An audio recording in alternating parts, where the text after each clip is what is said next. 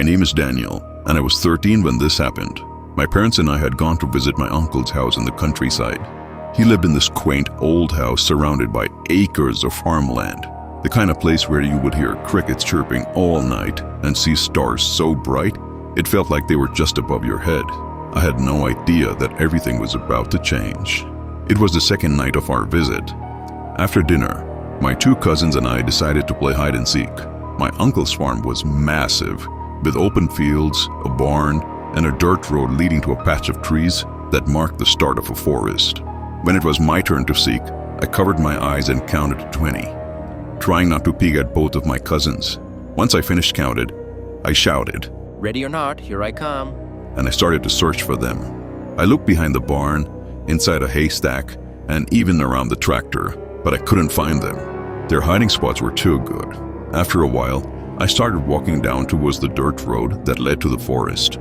It was darker there, the trees casting long shadows under the moonlight. I figured they might have thought it might be clever to hide close to the edge of the woods. I started walking towards the trees, and that's when I heard something. A rustling sound came from one of the bushes by the tree line. It wasn't the sound of wind or small animals. It was heavier. Thinking it might be one of my cousins trying to scare me, I just called out, "I found you. I know you're in there." but no one answered. The rustling stopped, but something about the air felt wrong. I can't explain it, but I felt a chill in the back of my neck. Still, I told myself not to be a chicken, and I stepped closer. As I pushed aside the bushes to peek, I froze. Just a few feet away, sitting in the dirt, was an old woman. At least I think it was a woman. She had stringy white hair that clung to her pale, wrinkled face.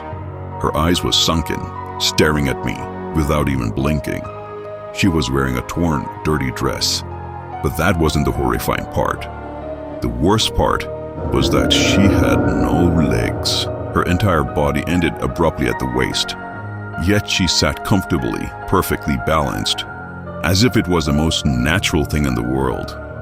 Her arms were long and bony, the fingers were unnaturally thin, and her nails looked sharp. But what terrified me most was the fact that her mouth was wide open. It stretched unnaturally wide into a grin, showing dirty yellow jagged teeth. She didn't say anything at all. She didn't move. She just sat there staring at me with that horrifying smile. I don't know how long I stood there paralyzed with fear, but when she twitched, just slightly, I snapped out of it. I turned back and bolted toward the house, my legs moving faster than they ever had. I didn't stop until I was inside, slamming the door behind me. My parents and my uncle were in the living room chatting.